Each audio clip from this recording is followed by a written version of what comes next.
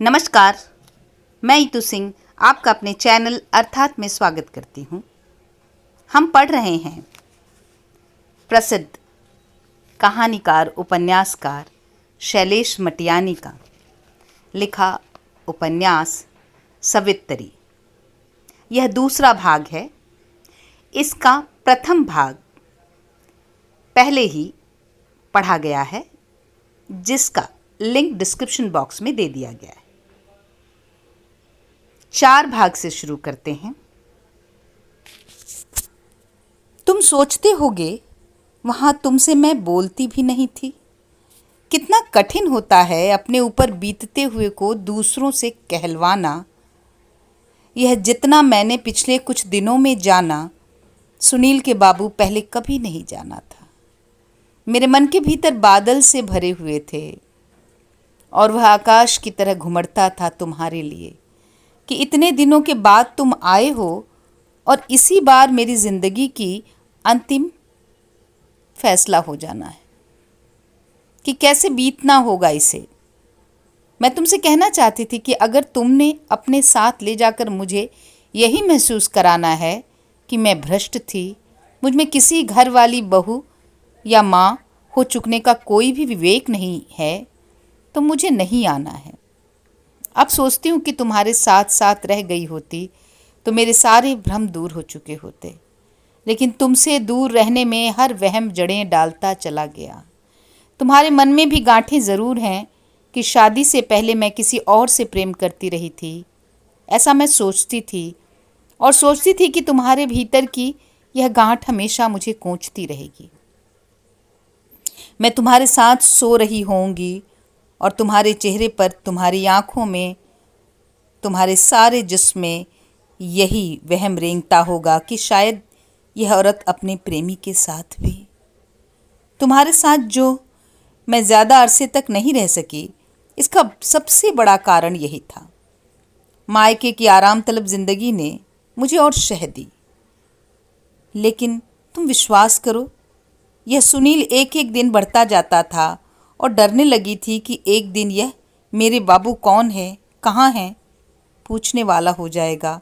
मैं लगातार यही सोचती रहती थी कि मेरी तकलीफ़ को कोई नहीं समझेगा।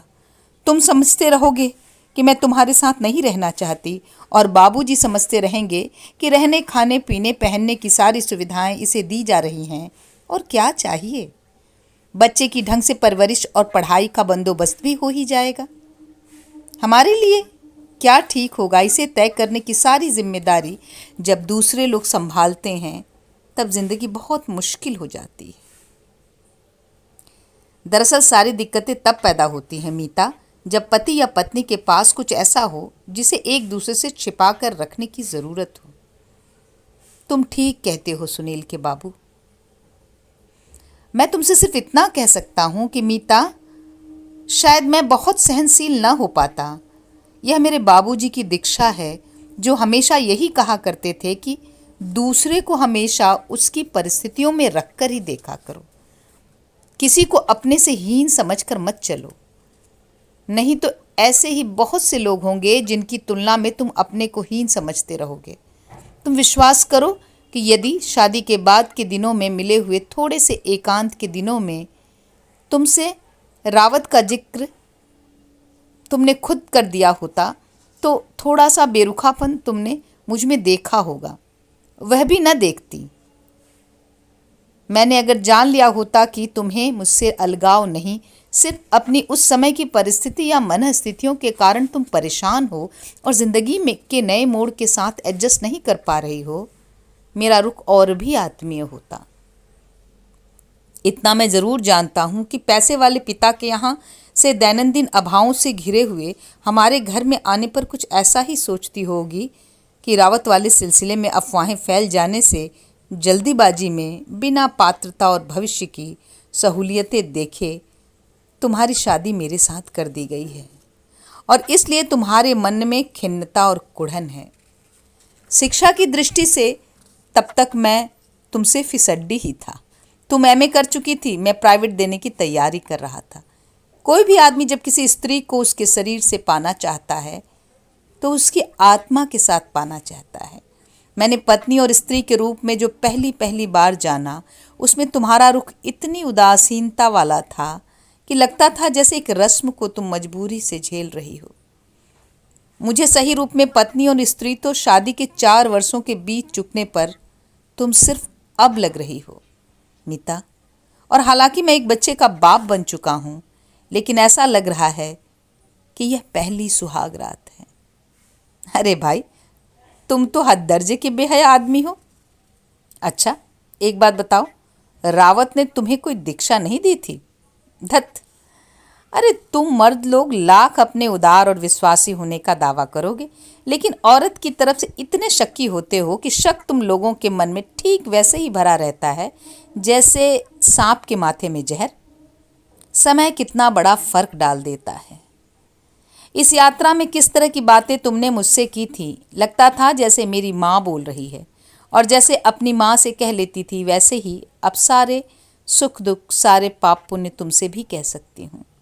जब शादी के बाद पहली बार मायके लौटी थी तो न जाने क्या मेरे चेहरे और मेरी आंखों में रहा होगा कि माँ ने मुझे रात को अपने साथ सुलाया था और मेरे माथे पर हाथ फेरती हुई बोली थी कि यह सब ठीक नहीं है, औरत को अपना पूरा साथ पति को देना होता है, तभी उनमें सही गांठ जुड़ती है।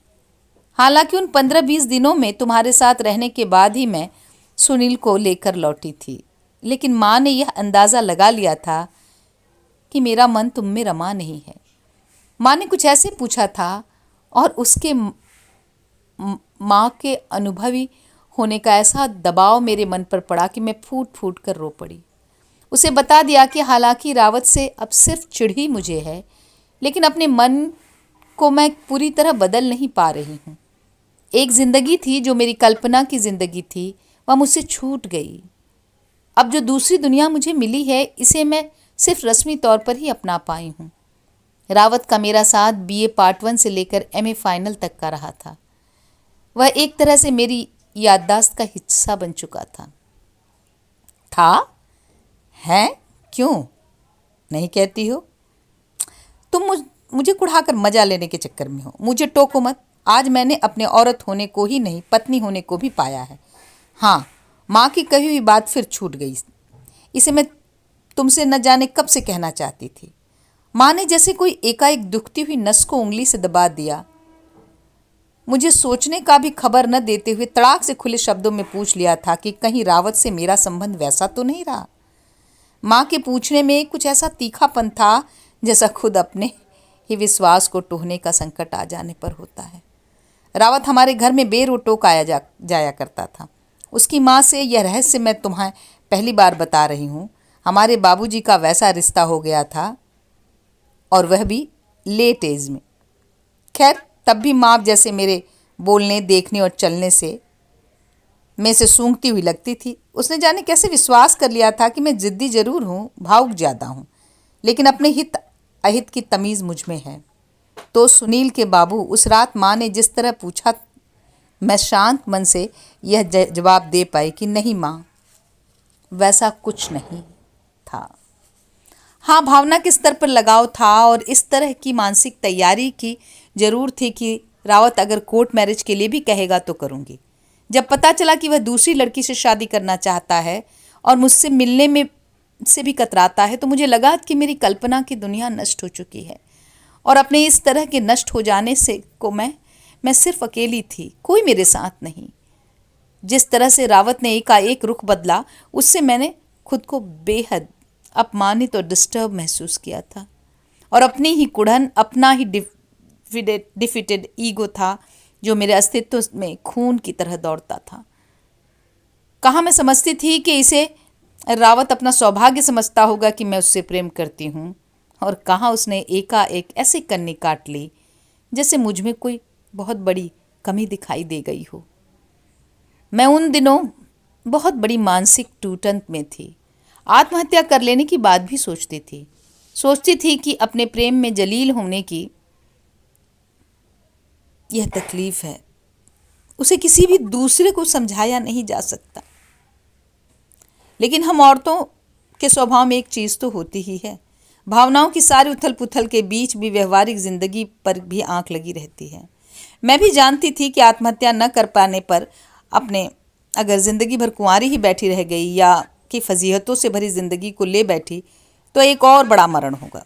इसीलिए शादी की बातें जब चलाई गई तो मैं चुपचाप पत्थर की मूरत, तुम्हारे कहने को अहिल्या न, बस मूरत ही बनकर बैठ गई। सोचती थी शादी के बाद शायद कोई रास्ता निकल आए, लेकिन शादी इतनी जल्दी में हो गई कि मुझे वक्त नहीं मिला। आज भी सोचती हूँ कि मुझे रावत के सदमे से बाहर निकल आने का अवसर मिला होता, तब शादी होती तो मेरा व्यवहार तुम्हारे साथ वैसा बेरुखा हरगिज नहीं होता। मेरे साथ? तब क्या जरूरी था कि मेरे ही साथ शादी होती? पहले शायद नहीं ही कह पाती सुनील के बाबू, आज कह सकती हूँ कि मेरी शादी सिर्फ तुम्हारे साथ ही होनी थी। ऐसे क्षण कितने विचित्र होते हैं, जबकि हमें लगता है कि बस सिर्फ यही वक्त था कि हम यह बात कहते। सुनो, तुम ज़रा ढंग से पाँव समेटा करो, घुटना मार देते हो बच्चों की तरह। मैं तुम्हें बता रही थी कि माँ से जब मैंने बताया था तब भी मुझे लगा था कि किसी ने मेरी तकलीफ़ को समझा है और बिल्कुल ठीक वक्त पर ठीक बात पूछी है। जब मैंने माँ से जी खोलकर कह दिया कि रावत से प्रेम व्रेम न रह जाने पर भी मैं नई जिंदगी से अपने को जोड़ नहीं पा रही, तो उसने पंडितों की तरह कहा था कि बेटी, पुरुषों को अपने पितरों के श्राद्ध पर, लेकिन स्त्री को अपनी जिंदगी भर पिंडस्याने पिंडो दीपस्याने दीपो करते रहना पड़ता है। तो तेरे लिए पिंड के स्थान पर था वह छूटा, अब तुझे दीपक के साथ होना है।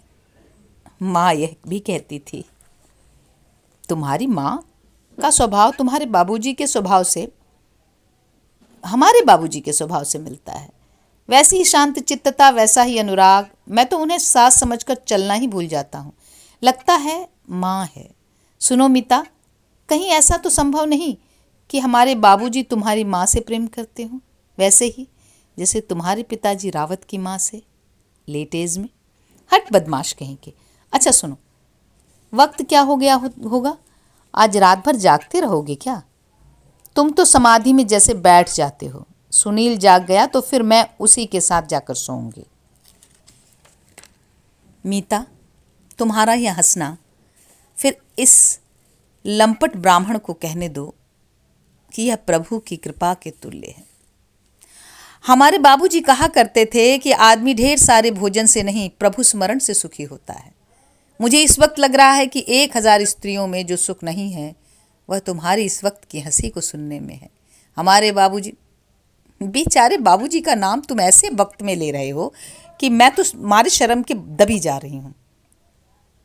मैं सोचता भी नहीं था पहले कि तुम इतने मजाकिया स्वभाव के हो। वह तुम नहीं समझ सकोगे। रस्सी को सांप समझकर उससे दूर भागने के बाद उसे रस्सी के रूप में जानने का मोह भंग कैसा होता है। मेरा मोह भंग इससे बड़ा है। हाँ, वह बात छूट गई थी। जिस तरह से तुमने अब पूछा था कि रावत ने मुझे कोई दीक्षा दी या नहीं, यही बात कहीं अगर तुमने शादी के बाद उन दिनों में कहीं पूछ ली होती तो अनर्थ हो गया होता। मैं पहले इस बात से पीड़ित थी कि मेरी सच्चाई, मेरी तकलीफ और मेरी चोट खाए अहंकार को कोई नहीं समझेगा। तुम भी अफवाहों में से ही गुमसुम अपने मन में कुछ लिए बैठे होगे। ऐसे में अगर कहीं तुमने उस रात मुझसे ऐसा पूछ लिया होता, जब तुम पत्थर के अहिल्या कहते हुए मेरे ऐसे उठ गए थे जैसे किसी ताड़का ने यज्ञ में बाधा डाल दी हो। मैं आज भी डरती हूँ कि शायद मैं तड़ाक से यह कह देती कि हाँ, मेरा रावत के साथ सब कुछ रह चुका है और मैं उसके बच्चे की माँ भी बनने वाली थी। सुनील के बाबू, कभी कभी हमारे भीतर का हाहाकार इतना बड़ा हो जाता है कि आत्महत्या भी छोटी चीज़ लगने लगती है। लो, एकाएक किन्नरियों की तरह हंसते हंसते तुम सचमुच ही अहिल्या की तरह रोने लगी। मैं तुमसे सिर्फ एक बात कहना चाहता हूँ कि अब कभी तिल भर भी तुम्हारे प्रति वहम नहीं रखूँगा। पत्नी के प्रति वहम रखना और वहमी सिर्फ एक तरफा, यह अपनी ज़िंदगी को खुद ही नरक बना लेने के अलावा कुछ नहीं। मैंने पहले भी सोचा था तो इसी नतीजे पर पहुंचा था कि उस उम्र में प्रेम का होना स्वाभाविक है, और स्वाभाविक है कि वह उसी से होगा जो आईने की तरह अपने सामने हो। तुम इस वक्त सचमुच ही मुझे बोर कर रहे हो। लो, तुम किसी तरह हंसी तो अच्छा हुआ। वह शिवचरण रिक्शे वाली की बेटी आई थी ना, क्या नाम था उसका? सवित्री। तुमने उसे आने को कहा है क्या? चौका बर्तन का अभ्यास तो तुम्हें नहीं होगा। ठीक ठीक पैसे अगर ले ले। इस वक्त अचानक उसकी याद आ गई तुम्हें? उसके बाप से भी ऐसे बतिया रहे थे जैसे असली ससुर वही हूं। हमारे बाबूजी से तुम कन्नी काट कर निकल जाया करते हो। तुम भी मजाक में कह रही हो मीता। तुम्हारे बाबूजी से सचमुच बातें करने को मन नहीं होता था। कब किस बात पर वो बिच्छू की तरह डंक मार बैठेंगे कुछ पता ही नहीं। हम लोगों के वहां से विदा होने के पहले दिन ही कैसा रुख था उनका। उनके सख्त चेहरे को देखकर ऐसा लगता था जैसे तुम्हें मैं घर नहीं अनाथालय की दिशा में ले जा रहा हूँ। यह सच है मीता, सुविधाएं यहाँ नहीं हैं। हो सकता है कुछ दिनों तक कुछ परेशानी हो घर चलाते हुए, लेकिन अगर तुम्हारा सहारा रहा तो दिन कट जाएंगे। फिलहाल मैं 300-325 के आसपास ही कमा पाता हूँ, लेकिन मुझे उम्मीद है कि थीसिस पूरी हो जाने पर मैं अपना पूरा वक्त लगा सकूँगा। आज जिन अग्रवाल साहब के यहाँ गया था, उनका काफ़ी बड़ा पब्लिकेशन और प्रेस का काम है। डीफिल मिल जाने पर मैं उम्मीद कर रहा हूँ कि किसी डिग्री या कम से कम इंटर कॉलेज में जगह मिल जाएगी। हाँ, याद आया, अग्रवाल साहब की एक खांडसारी की मिल फूलपुर में है। वहाँ उनकी व्यवस्था के लिए एक हाई स्कूल भी चलता है, लेकिन फ़िलहाल मुझे अपना थीसिस ही का काम पूरा कर लेना चाहिए। तुमको तो औरतों के साथ बकवास करने की कला पर पीएचडी मिलनी चाहिए थी। मैं तो सोचती हूँ दिशा खुलने का वक्त होने को होगा। ये सारी वकालत की बातें सुबह होने पर भी कर सकते हो। आई हूँ तो यह विश्वास लेकर ही आई हूँ कि घर संभालना है। अभी महरिन बहरिन लगाने की कोई ज़रूरत नहीं है। कम से कम 20-25 तो मांगेगी ही। त्योहारों पर कपड़ा लत्ता अलग से मांगते हैं ये लोग। तुम रास्ते में बतला रहे थे कि जो वकील साहब हैं, निगम साहब की बात कर रही हो? हाँ, वही जिनके स्कूल में तुम इन दिनों पढ़ाते हो। तुम बता रहे थे कि कोई कन्या पाठशाला वो चलाते हैं। वहाँ मुझे काम नहीं दिला सकते हो? काम के लिए तो खैर मुझे कोई सिफारिश नहीं करनी पड़ेगी। निगम साहब खुद ही बहुत प्रेमी व्यक्ति हैं। फिर तुम जैसी खूबसूरत तो उनके यहाँ कोई भी टीचर नहीं, यह मैं दावे के साथ कह सकता हूँ। लेकिन तुम अभी अपने लिए किसी काम की बात सोचो ही मत मीता। एक तो इससे मुझे मानसिक क्लेश होगा, दूसरे सुनील हमारा अभी इतना छोटा है कि तुम्हारा पूरा वक्त इसी के लिए ज़रूरी है। बातें तुम बहुत बड़ी बना लेते हो। यूँ तो दिखाने के लिए कहोगे कि सुनील के लिए तुम्हारा पूरा वक्त चाहिए और सारी रात अकेले चाट गए हो। एक बार तो उसे दूध पिलाने का भी मौका नहीं मिला। बातें ही बातें करते चले जाओगे। ये लो, सुनील भी जग गया। बड़ा अक्लमंद बेटा है तुम्हारा। वक्त बेवक्त ही सही, पहचान उसे है। अब चिल्ला मत छोकरे, सारी रात तेरे बाप की बातों ने चाट ली, बाकी बची हुई बेटा माउथ ऑर्गन बजाते हुए बिता देगा। तुम लोग तो घोड़े बेच चुकने वालों की तरह खर्राटे भरने लग जाते हो। अरे दूध पीकर तो मेरा बेटा राजा फिर सो जाएगा। माँ की चिंता आखिर बेटा ही तो करेगा। 5वां अंक। ठीक सामने मकान के बीच बीच में नीम और पीपल के दरख्त हैं। सर्दियों की धूप सुबह सुबह उन पर चिड़ियों के झुंडों की तरह बैठती हुई सी आती है। मोहल्ले के छोटे छोटे मंदिरों से आती हुई शंख तथा घंटों की ध्वनियों में से भी पहले संत एंथोनी कॉन्वेंट के मन को अनुराग से आबद्ध कर लेने वाली लयबद्ध घंटे की आवाज़ से ही वह जाग उठी थी। लेकिन जनार्दन गाढ़ी निद्रा में था, सुनील भी। उसने दोनों को बारी बारी से देखा और धीमी मुस्कुराहट से भर गई। वह गीले बालों को सुखा लेने की कोशिश में बरामदे के ठीक किनारे खड़ी थी कि ठीक उसी वक्त कोई लड़की अपनी ओर आती दिखाई दी। वह भी काफ़ी दूर थी। उसके साथ एक कम उम्र की लड़की और भी थी। सहसा यह मान लेने का कोई कारण नहीं हो सकता था कि वह मान ले दोनों इसी तरफ आ रही हैं। सिर्फ आँखों के आपस में मिलते ही कौंधने वाली चमक थी, जिससे मीता ने अनुभव किया कि यह सवित्री ही होगी और उसके पास आएगी। गलियों में से दूध दूह लिए जाने के बाद चरने को ले जाती हुई गायें गुजर रही थी। सवित्री ने एक गुजरती हुई गाय की पीठ पर हाथ रखते हुए गलियारे के पास से ही नमस्ते बहू जी कहकर पुकार लिया तो मीता ने पहली बार पूरी तरह उसे देखा। निहायत सामान्य किस्म की धानी धोती, लेकिन खूब साफ धुली हुई, सस्ते किस्म के किंचित गेरुआपन लिए हुए खद्दर का पूरी बाहों का ब्लाउज, पूरी तरह से न दिखते हुए भी काफ़ी घने और लंबे होने का आभास देते हुए सिर के बाल फीते से पॉनी टेल की तर्ज पर बांधे हुए, कानों में गोल बालियां और नाक में ठन्नी भर के आकार की नथनी। शुरू होती तरुणाई के लावण्य से कोमल और स्निग्ध लगता हुआ चेहरा और भरे हुए से जिस्म पर अतिरिक्त रूप से खिलता हुआ सा किंचित सांवला रंग। अपने पहनावे और तेवर में नितांत सामान्य दिखती हुई सवित्री में मीता को लगा कि कुछ ऐसा जरूर है जो आंखों को बांधता है, मन में एक तरह की प्रियता उत्पन्न करता है। गायों के गलियारे से गुजर चुकने पर सीढ़ियां चढ़ती हुई सवित्री उसके बिल्कुल पास आ गई तो मीता बोली, कहो कैसी हो? तुम्हारा नाम सवित्री है ना? हाँ बहू जी।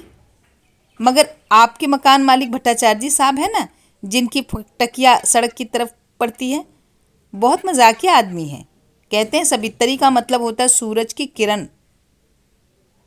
कहते हैं हम तुमको किरण कुमारी बोलेगा। सड़क पर जाती देखेंगे तो जोर से आवाज़ लगाएंगे कि ए किरण कुमारी किधर जाता है रे। पास जाऊंगी तो बिल्कुल धीमे से कहेंगे, हमारे वास्ते एक कप चाय बना सकती हो? चाय बना कर दूंगी तो बोलेंगे तुम बहुत रसगुल्ला लड़की हो, कभी तुम हमको हॉप करके खा जाएगा हम तुमको। आपने बंगाली मुसाई को देखा है या नहीं? मीता अपने बालों को रस्सी की तरह बटकर पानी निचोड़ती हुई सिर्फ इतना ही बोली, बैठो सवित्री, मैं अभी आती हूँ। मीता रसोई घर में जाकर थोड़ी ही देर में 2 गिलासों में चाय और रामनगर के रास्ते से के लिए बनाकर लाए हुए सूजी आटे के बने मीठे खजूर ले आई। मीता के लौटने तक रसोई घर की तरफ मुंह किए जिस तरफ सवित्री बरामदे के फर्श पर बैठी हुई थी उसे हंसी फूट गई। चाय के गिलास भी उसने चुपचाप आगे बढ़ा दिए, मुंह से कुछ नहीं कह पाई।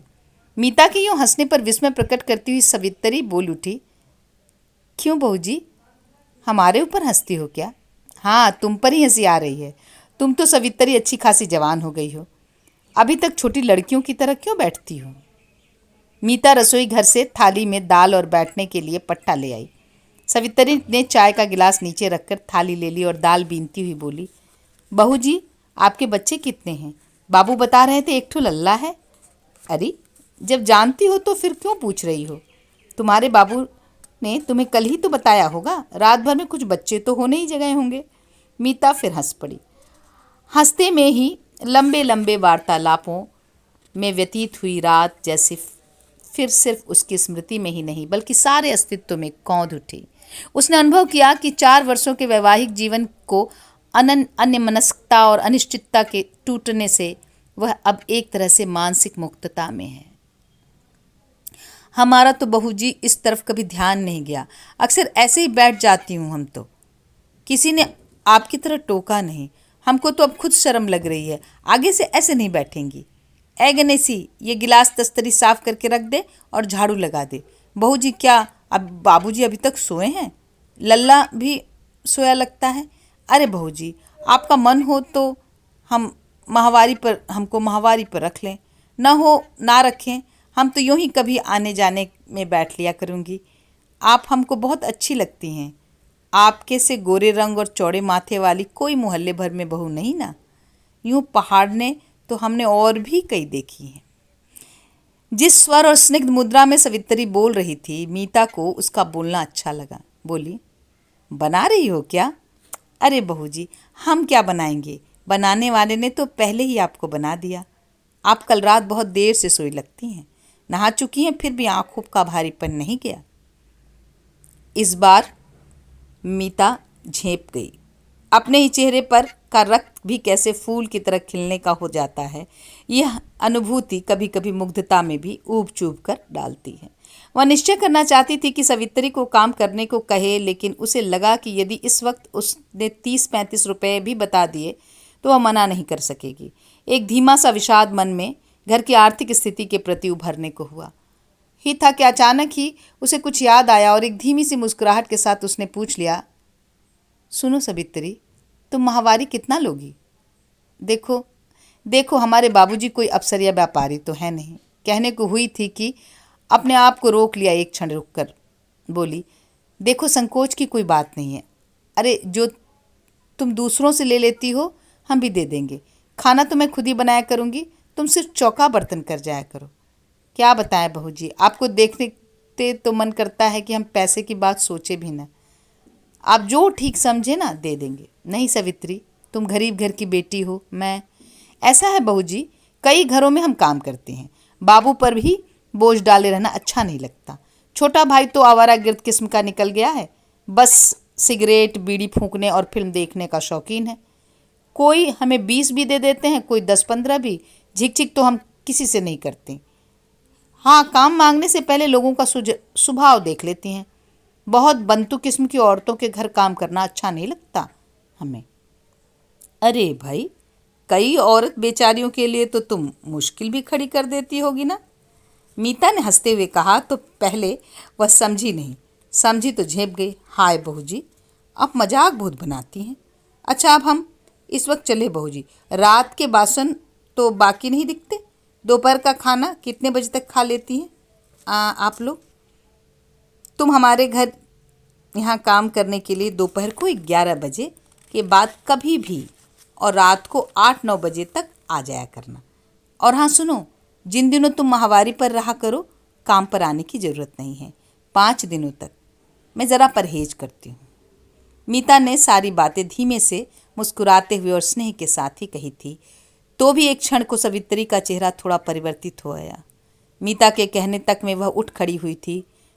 बोली, ठीक है बहू जी, मगर आपको चौका बर्तन का हर्जा नहीं होगा, या गणेशी आकर कर जाया करेगी। इसके काम में अभी सफाई उतनी नहीं है। अरे सवित्री, ऐसी कौन सी बात है? कौन हमारा बहुत बड़ा परिवार है जो दिक्कत होगी? मीता कुछ देर सवित्री और उसकी छोटी बहन को जाते हुए देखती रही। किसी नए शहर में आ पहुंचने का एक जो अजनबीपन होता है, उसने अनुभव किया कि सवित्री ने उसे अपनी संक्षिप्त सी उपस्थिति से ही तोड़ दिया है। सवित्री आंखों से ओझल हो गई तो मीता अंदर कमरे में गई और एक बार उसने नील को देखा। उसे कंबल ठीक से ओढ़ा, फिर जनार्दन के मुंह पर से चादर खींचती हुई बोली, तुम उठोगे भी या नहीं? एक बार की बनी चाय ठंडी भी हो चुकी है। तो सवित्री और उसकी बहन को पिला दिया। अब तुम उठो और कुल्ला करो, चाय बना देती हूँ, चाय पीकर नहा धो लेना। यह सुन्नी साला भी नहीं मालूम कितना सोता है। तुम्हारा सुलाया जल्दी उठ नहीं सकता, यकीन मानो। अगर तुम कुंभकर्ण को सुलाती होती ना तो वह महाराक्षस 6 महीने की जगह 6 सालों के बाद उठा करता। तो सवित्री को क्या कहा तुमने? कितने रुपए मांगती है? तुमने उसे देखा नहीं, इसीलिए यूं ही तड़ाक से पूछ ले रहे हो। देख लिया होता तो कहते, चाहे मन ही मन में कि माता यह 100-125 भी मांगती हो तो कम है। मीता के मुस्कुराने में विनोद था, लेकिन फिर भी वह कुछ झेंप सा गया। लेकिन तुरंत ही बोला, ऐसा तुम मेरी वजह से कह रही हो या कि तुम्हें अपने ऊपर ही विश्वास नहीं है? अरे भाई, तुम तो शास्त्री ठहरे। शास्त्रों में तो यह लिखा होगा कि चंद्रकलाओं का निवास परकिया स्त्रियों में ही होता है। लेकिन सवित्री तो अभी कुंवारी ही होगी ना मीता। उसका बाप शिवचरण तो बतला रहा था, तब वह परकिया कैसे हुई? अब यह छोड़ो किस्सा, चलो उठो, आज तुम्हारी भी छुट्टी है, घर को थोड़ा संवार लेंगे। मैं तो इतना जानती हूँ कि कुत्ता घर का कपास जिसे कहते हैं, वैसी ही वह लगती है। उसका बोलना, बोलने में उसके चेहरे और आंखों में धूप की तरह उगती हुई चमक, वह तो सचमुच किसी बड़े घर की बेटी लगती है। बाप तो उसका ठिगने से कद का और यूं ही है, वह अच्छे कद की और अच्छी खासी सुंदर है। उसकी छोटी बहन में उसमें कोई मेल नहीं है, छोटी अपने बाप पर गई लगती है। हो सकता है सवित्री की मम्मा लंबी और खूबसूरत रही हो। क्यों? हो तो यह भी सकता है कि सवित्री का बाप ही लंबे कद का हो और खूबसूरत किस्म का गोरा आदमी रहा हो। महाभारत में नियोग प्रथा। अरे बाबा, तुम्हारे महाभारत, रामायण और शास्त्र पुराण क्या इसी तरह के उदाहरण देने के लिए बने? अच्छे प्रसंगों में तुम्हें सिर्फ अपने बाबूजी की ही याद आती है। शास्त्रों में मीता पिता को ही पुराण पुरुष कहा गया है। अच्छा छोड़ो ये सब बातें, मेरा बिस्तर ले जाकर बरामदे में लगा दो और अपना रात वाला वादा पूरा करो। मीता ने एक झटके के साथ अपने को छुड़ा लिया और यह कहती हुई बाहर निकल गई, भाड़ में जाओ तुम। उसका मन हो रहा था जोर से हंसे। एक लंबे अंतराल के बाद कितने दुर्लभ क्षण है ये। मीता ने रसोई घर में बैठे बैठे ही पुकार लिया, सुनील के बाबू यहाँ चले आओ, मैं चाय चढ़ा चुकी हूँ। वह आलस से तोड़ता हुआ सा उठा, चारपाई पर सोए हुए सुनील को धीमे से प्यार किया और ओम नमो भगवते वासुदेवाय कहते हुए मीता की ओर बढ़ गया। अंक 6। इतवार की दोपहर भर में मीता ने घर को इस तरह संवार दिया कि बाहर से आने वाले को इस बात का आभास ही नहीं हो सकता था कि इस घर में गृहिणी को आए सिर्फ 2 ही दिन हुए हैं। शाम के वक्त दोनों पहले सिविल लाइंस की ओर घूमने निकल गए और फिर प्लाजा में लगी पुरानी फिल्म कागज के फूल देखकर लगभग 10 बजे घर वापस पहुंचे। सुनील रास्ते में ही सो गया था। उसे चारपाई पर सुलाकर मीता ने स्टोव जलाकर सब्जी गर्म की। पराठे भी दिन में ही सेक लिए थे। रसोई घर में ही दोनों खाना खाने बैठे तो मीता बोली, देखो कल तुम कहीं से चारपाई एक और खरीद लाओ, ज़रा बड़ी खरीद लाना। तुमने तो बस ब्रह्मचारियों का सा डेरा बनाया हुआ है। सुनील के साथ सोती हूँ, पलटने की जगह नहीं मिलती। मैं समझ गया, अब वाली चारपाई मुझे ऐसी लानी है जिसमें तुम और हम सोएं, तब भी पलटने की जगह है। तुम तो अकाल में मारे हुए जानवरों जैसे हो गए हो जो अपनी भूख में मिट्टी चाटने लगते हैं। हाँ सुनो, दिन में जब थोड़ी देर के लिए तुम सो गए थे, बगल की पड़ोसी ने आई थी, मिसेज वर्मा। उनके पति कहीं एजी ऑफिस में काम करते हैं। हम लोगों के जो मकान मालिक हैं उनके बारे में बड़ी अजीब सी बातें बता रही थी। इस मकान में हमारे अलावा सिर्फ मिसेज वर्मा लोग ही किराएदार हैं। उनका दरवाज़ा दूसरी तरफ पड़ता है। मकान मालिक का दरवाज़ा जैन हॉस्टल वाली सड़क पर खुलता है, दूसरा भारद्वाज आश्रम वाली गली में। उधर से जो गली। मीता, अब पेट भर गया और नींद आ रही है। तुमने तो बिल्कुल तहकीकात पर आए हुए पुलिस वालों की तरह मकान के बारे में रिपोर्ट देनी शुरू कर दी है। अरे भाई, हमारे मुखर्जी साहब का कोई प्रेम व्रेम का किस्सा सुनाना हो तो तड़ाक से सुनाओ और छुट्टी करो। मैं तो तुमको सिर्फ इतना बताना चाहती थी कि मिसेज वर्मा बता रही थी कि सवित्री ने कोई फ़ोटो अपनी खिंचाई होगी। हमारे मकान मालिक ने एक जाने कैसे मांग ली और बड़े जतन से रखते हैं। बताते हुए मीता के होठ के कोने किंचित वक्र हो गए थे। वह धीमे धीमे मुस्कुराने लगी। इसमें कौन सी रहस्य की बात हो गई?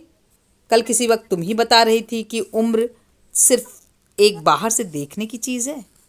तुम शायद अपने बाबूजी और रावत की माँ के किसी प्रेम प्रसंग का जिक्र कर रही थी। फिर यह भी तो हो सकता है कि मुखर्जी साहब ने शुद्ध वात्सल्य से ही उसका फोटो संभाल रखा हो। मीता ने फुसफुसाते हुए कहा, मिसेज वर्मा कह रही थी कि आपके मकान मालिक एकांत में उसके फोटो को चूमा करते हैं। अपना वाक्य समाप्त करते ही मीता उठ खड़ी हुई। वह रसोई घर को समेटने में व्यस्त हो गई, लेकिन उसका हंसना रसोई घर के खरगोश की तरह कुलांचे भरता लग रहा था। सुबह जनार्दन स्कूल पहुंचा तब वहां की चहल पहल देखकर उसे याद आया कि आज 14 नवंबर को बाल दिवस मनाया जा रहा होगा। निगम साहब के सामने पड़ते ही वह कुछ खिसिया सा गया।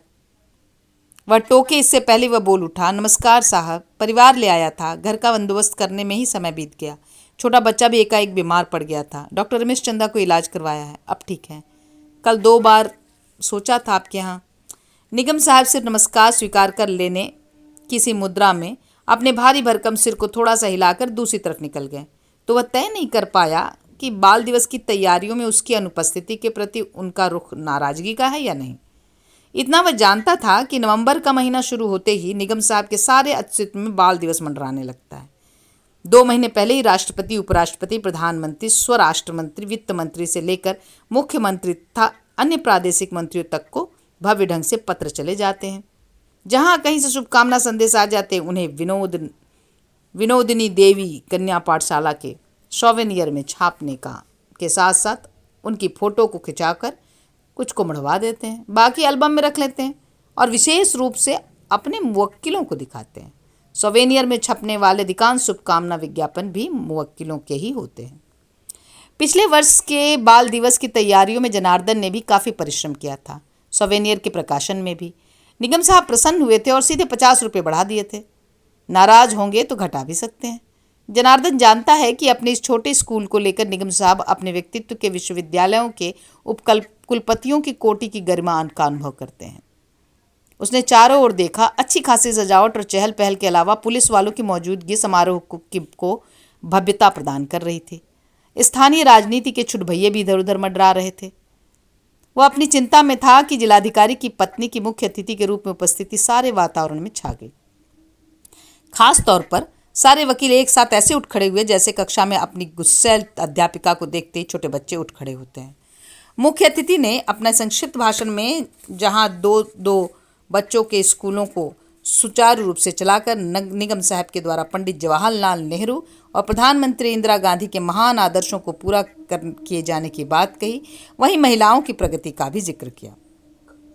जैसा कि आप लोग सभी जानते हैं, हमारे देश में इलिटरेट महिलाओं का नंबर बहुत बड़ा है। जिन कंट्री की औरतें बेपढ़ यानी अनएजुकेटेड होती हैं, वो हमेशा बैकवर्ड रहता है। ऐसी कंट्री में सोशल इकोनॉमिकल प्रोग्रेस नहीं होते हैं। गर्ल्स को उनकी चाइल्डहुड से ही एजुकेशन में डालने से बड़ी हो करके को एजुकेशन औरत, वो एजुकेटेड औरत बनकर अपने कौम और कंट्री की तरक्की कर सकती है। इस नेक काम में हमारे वकील साहब ने काफ़ी काम किया है। अक्सर लोग औरतों के मर जाने पर उनके नाम पर धर्मशाला, स्कूल से लेकर गौशाला तक बनाते हैं। हमारी कंट्री में जब तक औरत जिंदा रहती है, उसे दबाने की कोशिश की जाती है।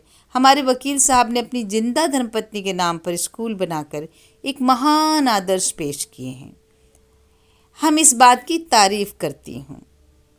तालियों की गड़गड़ाहट के बीच ही लोगों की फुसफुसाहट भी फैल रही थी कि कलेक्टर साहब तो ये ऐसे ही दावे रखती हैं जैसे चूहे को बिल्ली, या कि जैसे महिला उद्धार निगम साहब करते हैं, ऐसा ही सब करने लगे तो सचमुच महिलाएं मुक्त हो जाएं। अब कहीं जनार्दन का ध्यान इस ओर गया कि विनोदिनी कन्या पाठशाला की सभी अध्यापिकाएं विशेष रूप से संवरी हुई स्वयं सेविकाओं की सी भूमिकाओं में विचरण कर रही हैं। मिसेज उर्मिला भटनागर ने अपना भाषण समाप्त करके अपने बेटे संजय भटनागर के हाथों में नेहरू जी के चित्र को पुष्पहार पहनवाया तो फिर तालियों का शोर गूंज उठा। उसी शोर के बीच प्रफुल्लता और कृतकृत्या में विदेय हो गए निगम साहब मंच पर पहुंच गए और धन्यवाद की मुद्रा में होकर उन्होंने भी अपना संक्षिप्त सा भाषण दिया। अपने संक्षिप्त से भाषण में उन्होंने इस बात पर जोर दिया कि हमारे बच्चों की कानूनी शिक्षा तगड़ी होनी चाहिए।